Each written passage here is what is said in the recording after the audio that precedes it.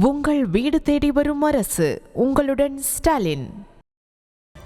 விழுப்புரம் மாவட்டம் மயிலம் அருகே வழக்கறிஞர் வீட்டில் 1 கோடி ரூபாய் மதிப்பிலான நகை மற்றும் பணம் கொள்ளையடிக்கப்பட்ட சம்பவம் அதிர்ச்சியை ஏற்படுத்தியுள்ளது.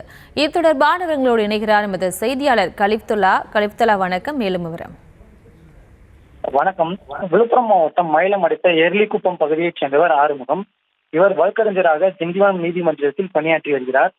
இவர் தனது தாயார் பார்வதியுடன் இவரது வீட்டில் வசித்து வருகின்றார். இவரது தாயார் பார்வதி அம்மாள் 100 நாள் வேலைக்காகவும் வழக்கறிஞர் ஆறுமுகம் நீதிமன்றத்தில் பணிக்காக சென்று வருவதாக வழக்கம். இந்த நிலையில் ஆறுமுகம் வீட்டிற்கு வந்து பார்த்தபோது வீட்டின் கதவு மற்றும் பீரோ உடைக்கப்பட்டு இருப்பதை கண்டு அதிர்ச்சி அடைந்தார். மேலும் பீரோவை திறந்து பார்த்தபோது தனது குடும்பத்திற்கு சொந்தமான நிலத்தை விற்பனை செய்து பீரோவில் வைக்கப்பட்டிருந்த 50 லட்சம் ரூபாய் பணம் மற்றும் 50,000 நகை ஆகியவை காணாமல் போயிருப்பதை கண்டு அதிர்ச்சி அடைந்தார். இது குறித்து வழக்கறிஞர் ஆறுமுகம் மயிலம் காவல் நிலையத்தில் புகார் மனு அளித்துள்ளனர். இது சம்பந்தமாக மயிலம் போலீசார் வழக்கு பதிவு செய்து விசாரணை நடத்தி வருகின்றனர்.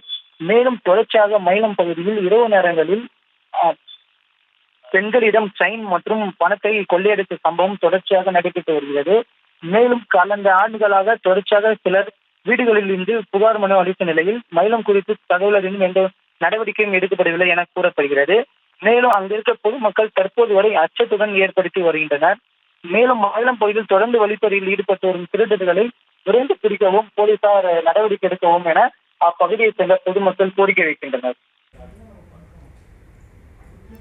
விவரங்களுக்கு நன்றி கலிப்துல்லா. உங்கள் வீடு தேடி வரும் அரசு. உங்களுடன் ஸ்டாலின்.